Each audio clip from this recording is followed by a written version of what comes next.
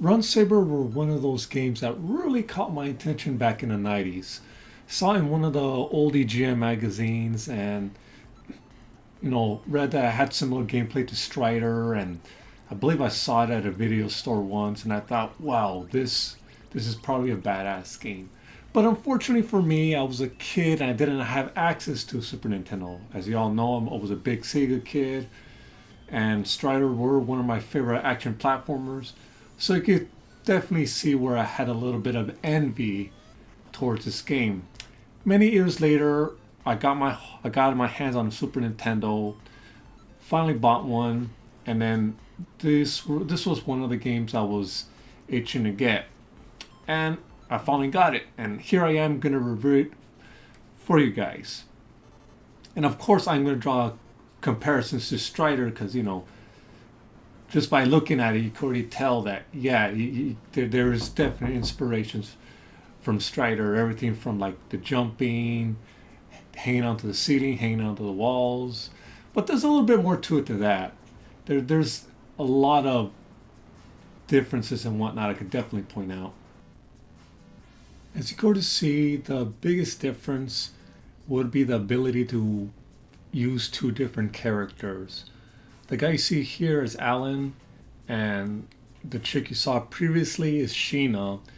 Alan has the power of lightning, Sheena has the power of ice, but that doesn't really play too much into the gameplay. They both basically play the same way. I guess the only difference would be that Alan strikes horizontally and Sheena strikes vertically, which does play a part in certain situations, but not too much where you can really tell a difference. But still, despite being very similar in gameplay, these characters have a larger variety of attacks. We got like dive kicks, screw attacks, screen clearing supers. So yeah, you do have your options when it comes to a variety of attacks.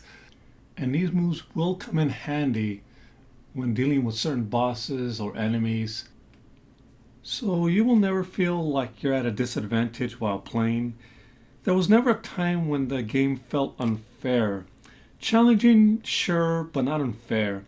Especially after a couple of playthroughs, you'll memorize like where all the power-ups are at, giving you an advantage at certain spots. The only place where this game falls short would be the boss fights. These guys are too easy. Some you just have to follow a simple pattern. Others just stand in one spot and keep on mashing away at the X button. I'm surprised that they didn't put any more thought into some of these fights, but there you go. Graphics are pretty standard for the time. There really isn't anything that blows me away. Colors in some stages could be vibrant and varied, while others are stale.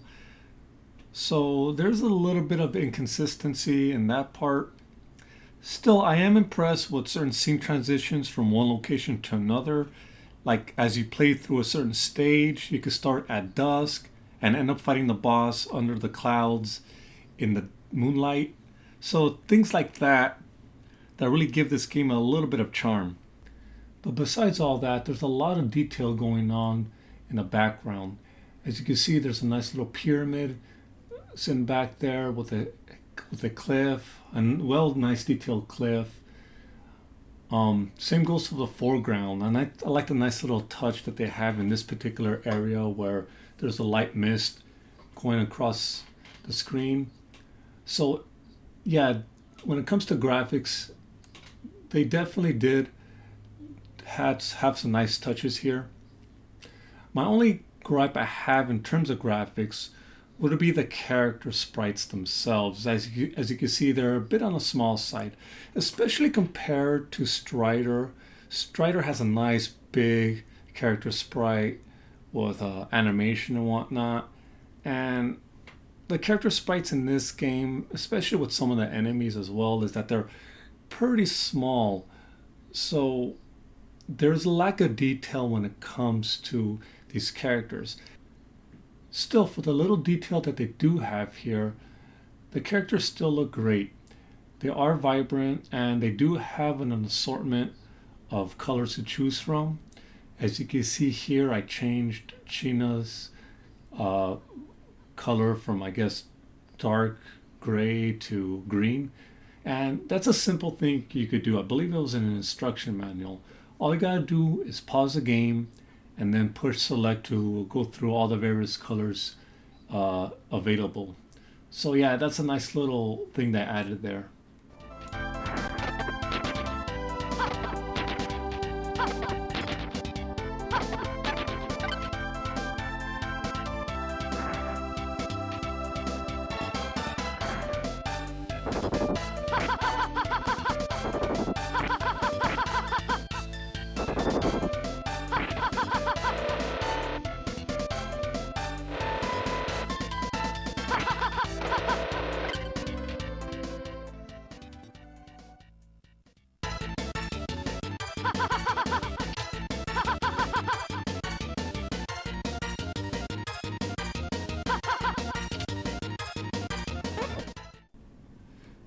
Music is pretty good.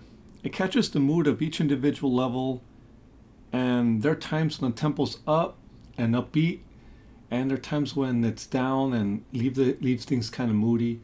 So it definitely reflects the atmosphere the level's in. Sound effects are pretty good actually. The hum of the sword, the few voice samples that are available here, they sound pretty good too. The crackle of your enemy cracking apart with the ice. It's all there. It's really good. It's really good. My main complaint though would be the fact that there's a bit of an inconsistency. While some sound effects sound crisp and clear, others leave a little bit of to be desired. Some of it sounds muffled, like they needed a little bit more work. But still, that's not to say that affects the sound quality of the whole game. No, just a few nitpicky things here. Still, it's overall really good, and like I said before, the sound team did a good job.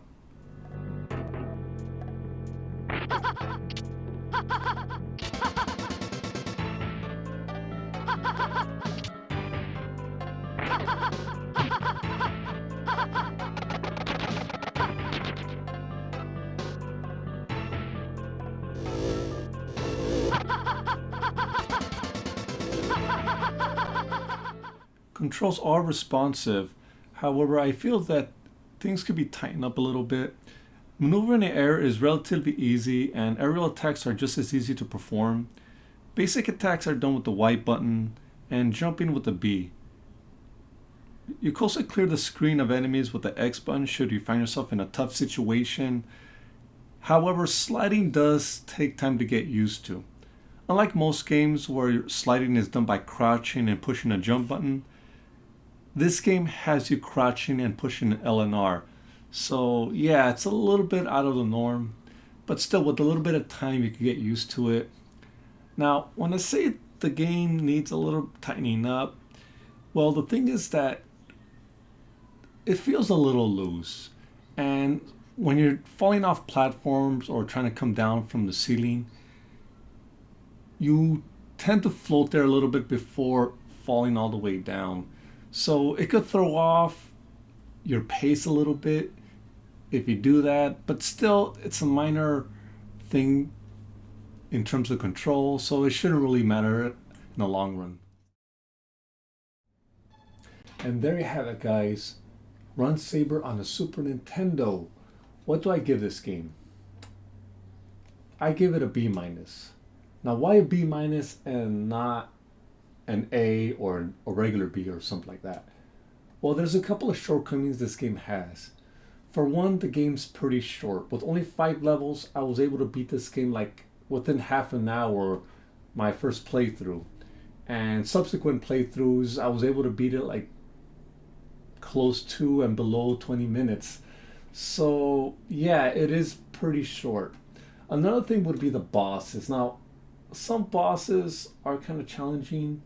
Others are like extremely easy with easy patterns to remember, and there's even one where you just stand in the right spot and you could just start hacking away.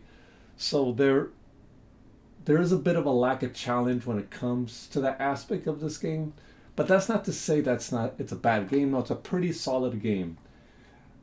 Still, with the shortcomings and all, it's something you gotta be wary of. Especially since this game fetches for over 50 bucks. I don't know why, but it does fetch for 50 bucks and up. So be wary of that if you're planning to buy this game. Anyway, this was Knockout 21. Please comment, rate, and subscribe. And like always, have a good one. Take care, you guys.